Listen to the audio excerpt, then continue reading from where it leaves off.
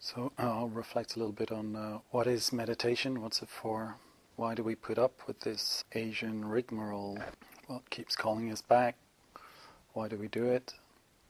There are quite a number of spiritual teachers, particularly in this emerging Western Advaita tradition, that would say that to meditate implies effort, to meditate and do meditation implies a doing.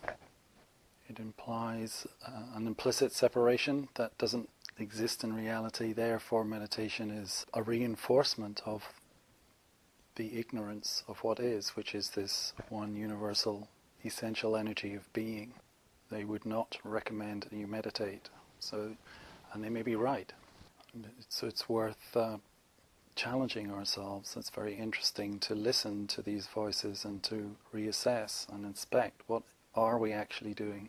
Is it just a habit? Are we just blindly going along with the tradition without really knowing why?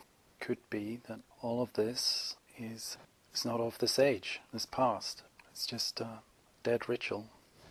I don't know if I have the answers to that, but it'd be interesting to check in and to explore. So the fact is, when we consider this reflection on self-effort and separation and goal orientation that non-dual teachers sometimes accuse meditation of supporting, we have to remember, I think, that in our daily lives we're already separate.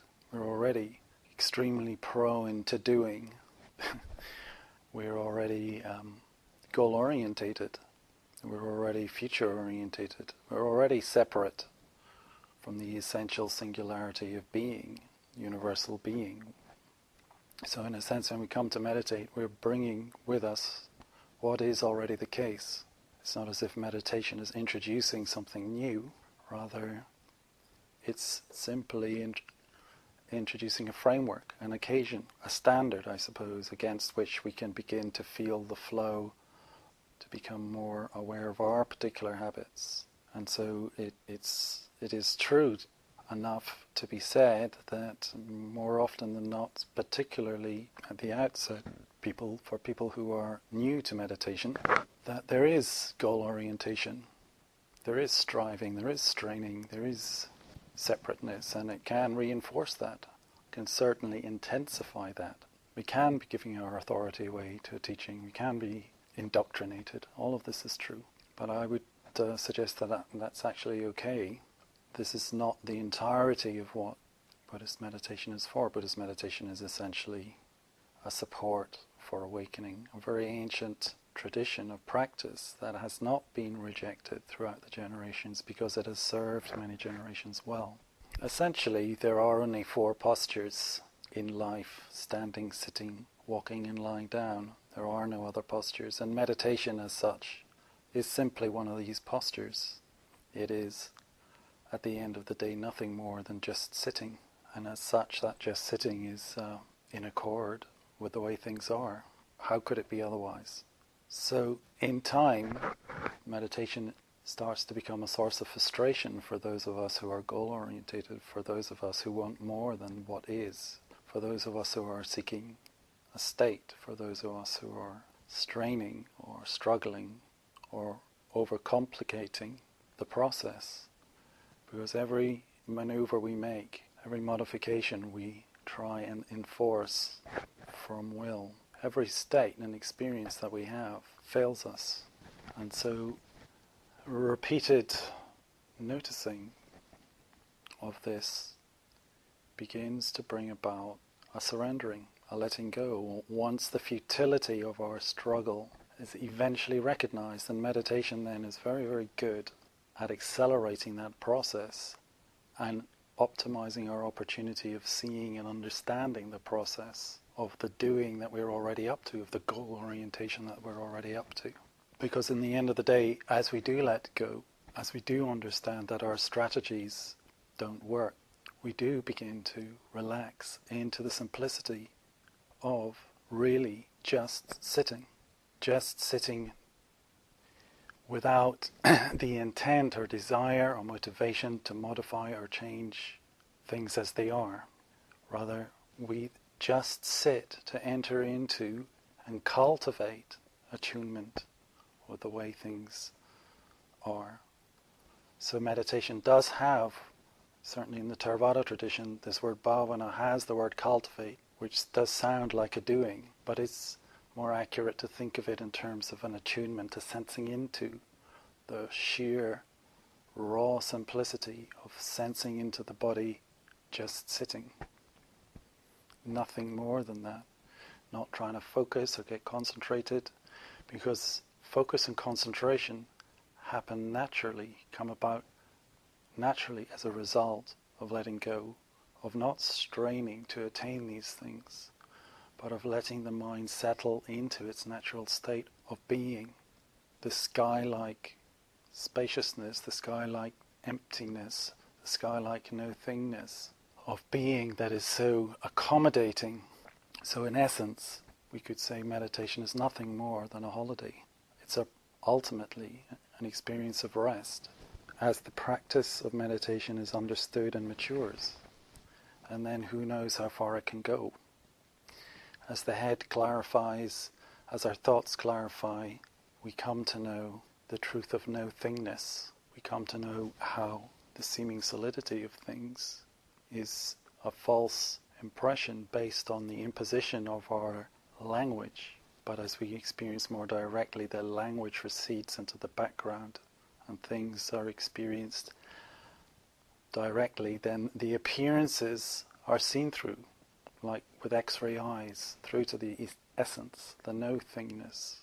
As the heart begins to purify and become less embroiled with emotional reactivity, as the heart begins to open directly, sensing into the simplicity of what is, into the physicality of what is, and embraces that fully, and then embraces this limited, imperfect, fleshy human condition, then there's a sense of embracing the all, embracing the everything, becoming at one with the 10,000 things, discrete, apparently separate entities.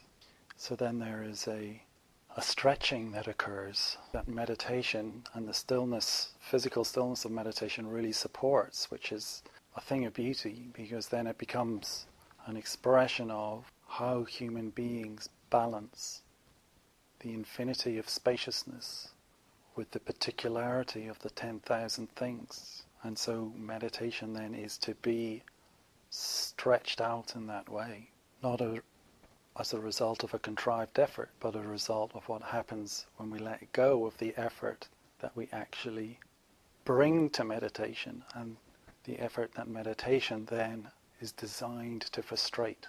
So the discipline of meditation is like this. There's apparently a discipline, and that discipline is, in a sense, to put you on a pin where you can feel yourself being pierced by the force of existence.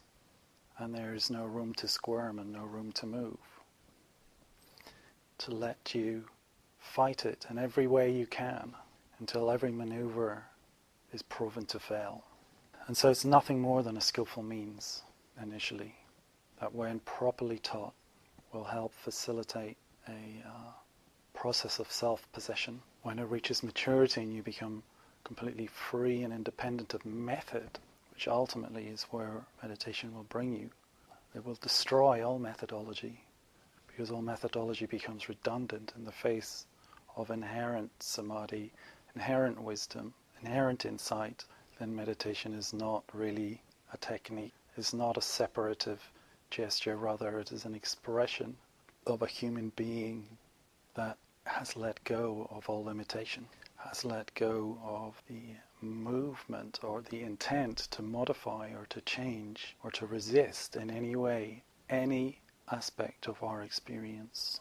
Because to meditate is to be open to all of experience in its entirety, to the light and the dark, the pain and the pleasure, the joy and the terror, all of which will pass through consciousness, will pass through awareness as a result of simply sitting still. So while it can sound very radical to say these ancient methods are an irrelevance, that the awakened mind is in no way conditioned or conditional on doing any of these things, what the Buddhist path is really pointing to is recognizing that fact, it is actually one of the first fetters that obscure enlightenment to believe that there is some method or technique or that awakening is dependent on. So that's a very early insight in the process of awakening. That's one of the first things that is understood, that awakening is actually entirely 100% independent of any method,